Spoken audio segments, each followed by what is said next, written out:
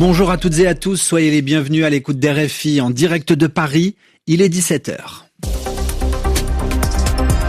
Le journal en français facile.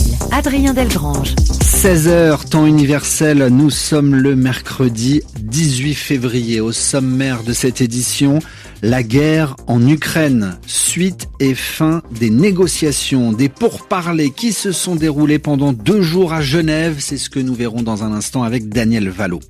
Sur le continent africain, au moins 38 morts au Nigeria. Des morts victimes d'une explosion de gaz dans une mine.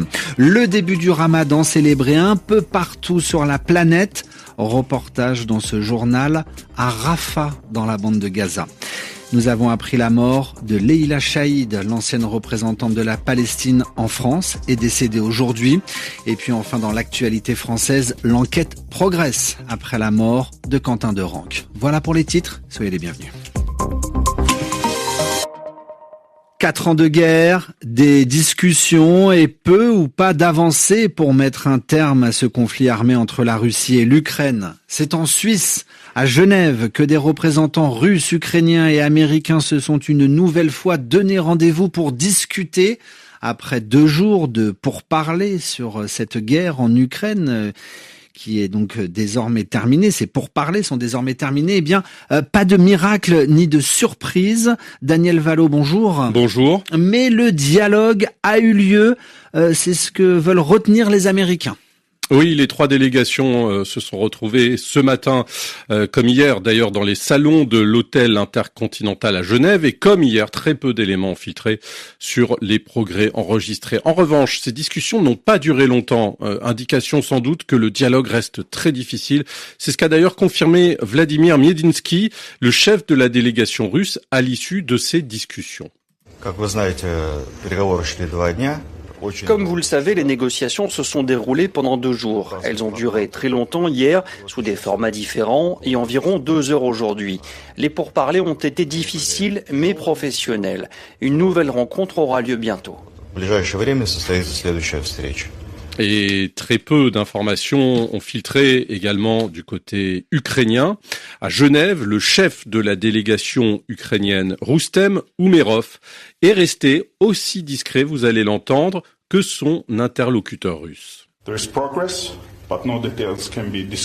Il y a des progrès, mais aucun détail ne peut être dévoilé à ce stade. La prochaine étape sera d'atteindre un niveau de consensus tel qu'il puisse être présenté au président.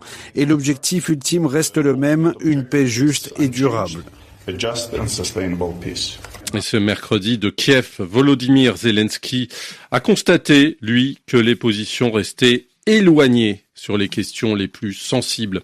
En particulier celle des territoires. Moscou continue en effet de réclamer à l'Ukraine qu'elle lui cède l'ensemble du Donbass, ce qui reste inacceptable pour les Ukrainiens. Pour l'heure, aucune information n'a été donnée sur la date ou le lieu des prochaines discussions. Merci Daniel Valo dans votre journal en français facile. C'est à Genève également hier qu'avait lieu une autre réunion d'importance entre Américains et iranien. Au lendemain de ces discussions, le ministre iranien des Affaires étrangères doit parler avec le directeur général de l'Agence internationale de l'énergie atomique. Les 2 hommes doivent s'entretenir, Raphaël Grossi et Abbas Araghchi, pour préparer un nouveau cadre de discussion afin de négocier avec les États-Unis sur l'utilisation du nucléaire iranien. Ce drame au Nigeria, une explosion de gaz dans une mine tue 38 mineurs. L'accident a eu lieu ce matin dans une mine de plomb dans l'état de Plateau, dans le centre du Nigeria. 38 mineurs sont morts et 27 autres ont été transportés d'urgence à l'hôpital, précisent les autorités locales. Le journal en français facile. 17h04 à Paris, le Ramadan à plusieurs endroits de la planète, le mois sacré pour les musulmans commence aujourd'hui, mercredi 18 février. C'est le cas notamment en Arabie Saoudite ou encore en Palestine. Reportage à présent dans la bande de Gaza en ce premier jour de Ramadan et après des mois de guerre, Rami Al-Meghari s'est rendu près de la ville de Rafah dans le sud de l'enclave palestinienne, dans un quartier où vivent, voire survivent, des Gazaouis déplacés de force. Récit à Jérusalem de Frédéric Misselin. Avant la guerre, Hanan accrochait toujours des décorations et des guirlandes lumineuses dans sa maison au moment du Ramadan. Désormais, cette mère de famille vit sous une tente avec ses enfants et elle évoque le passé avec beaucoup de nostalgie. Nos conditions économiques n'étaient pas très bonnes avant la guerre. Mon mari était ouvrier. Cependant, il allait au marché pendant le Ramadan pour nous rapporter des petites choses, ce qu'on pouvait se permettre. Aujourd'hui, la plupart des familles dépendent toujours de l'aide humanitaire. C'est le cas d'Elawaya, père de 6 enfants. Ici, nous recevons des repas chauds gratuits. Pendant le Ramadan, les années précédentes, nous commencions les préparatifs 10 à 20 jours avant le début du mois de jeûne. Hicham, lui, est très amer, presque en colère. Je peux vous dire comment se passe un ramadan en temps de guerre. Le dernier ramadan, j'ai jeûné 3 jours et 3 nuits consécutives. Pas par choix et personne n'est venu nous voir. Rania veut garder espoir. Elle explique que la moindre sucrerie a un goût particulier au moment du ramadan, mais sa maison familiale lui manque terriblement. Rami Almegari dans la bande de Gaza, Frédéric Misselin, Jérusalem, RFI. Nous avons appris par ailleurs la mort de Leïla Chaïd, la représentante de la Palestine en France, est décédée aujourd'hui. Elle avait 76 ans, c'est ce qu'a annoncé sa famille au quotidien français Le Monde. Leïla Chaïd, symbole de la lutte pour la défense de son peuple et de sa terre, cette diplomate aura consacré toute sa vie à la Palestine. L'actualité en France, c'est aussi l'enquête qui progresse après la mort de Quentin Derenque. 2 nouvelles interpellations ont eu lieu ce matin, annonce le parquet de Lyon, ce qui porte à 11 leur nombre total. Quentin Derenque avait 23 ans. Ce militant d'extrême droite a été passé à tabac, violemment frappé jeudi dernier à Lyon. Il en est mort dans le week-end.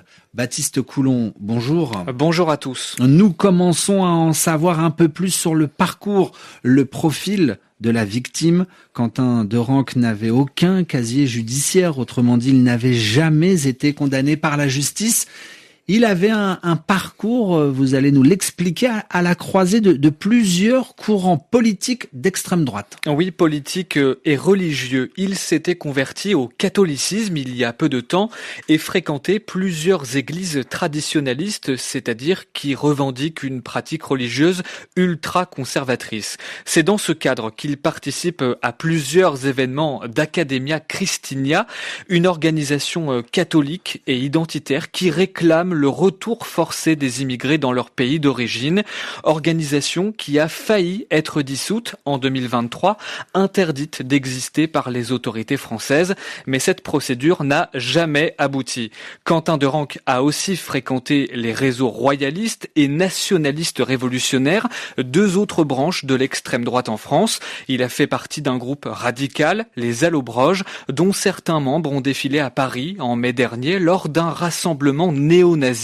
Quentin Derenque était présent à ce défilé selon plusieurs médias français. Un profil bien plus engagé que celui de l'étudiant timide, sans histoire, tel que l'avaient décrit ses proches quelques heures après le drame. Merci Baptiste. Merci Baptiste. Baptiste Coulon. Pour ce journal en français facile. Les inondations en France, 4 départements maintenus en alerte rouge, la Charente-Maritime, la Gironde, le Lot-et-Garonne et le Maine-et-Loire. Par ailleurs, 9 autres départements sont aussi placés en vigilance orange avant l'arrivée d'une nouvelle tempête, la tempête Pedro. Enfin, 35 jours de pluie consécutifs. La France enregistre sa plus longue série de jours de précipitations depuis 1959. Radio Foot International est à suivre dans un instant avec vous, Annie Gasnier, avec au programme du jour. Bonjour Adrien, eh bien nous allons parler Ligue des Champions puisqu'il y a eu des matchs hier soir et il y en aura encore ce soir, mais nous nous arrêterons aussi sur ce fâcheux incident du côté de Lisbonne et les cris racistes lancés à l'encontre du Brésilien Vinicius, joueur du Real Madrid. À tout de suite Annie, il est 17h10 à Paris.